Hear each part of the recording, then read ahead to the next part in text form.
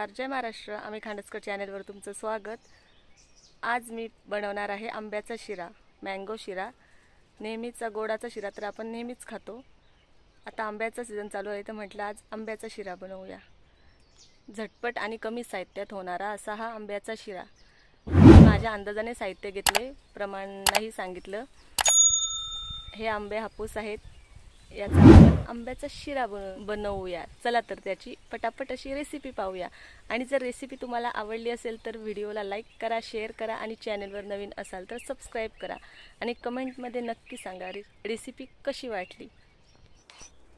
आंब्याचा शिरा बनवण्यासाठी इथे मी साहित्य घेतलंय: साखर, रवा, गरम पाणी, तूप, वेलची पावडर, आंब्याचा पल्प, 2 आंब्यांचा पल्प करून घेतलाय, मीठ, काजू बदाम मनुके.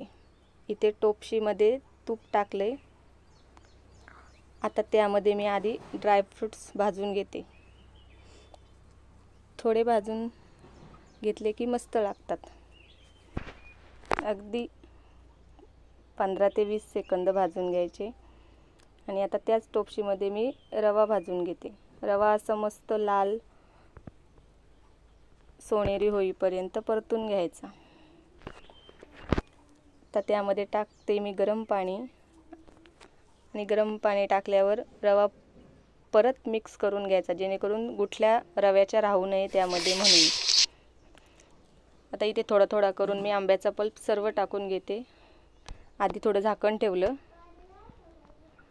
आणि मग पल्प टाकून सर्व मिक्स करून घेतला.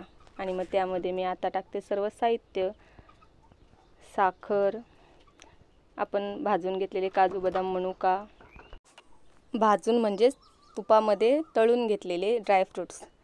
आता त्यामध्ये टाकते वेलची पावडर, मीठ,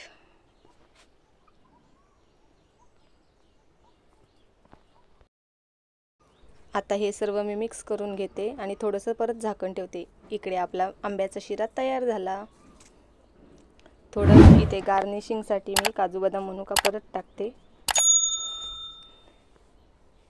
कशी वाटली रेसिपी कमेंटमध्ये नक्की सांगा.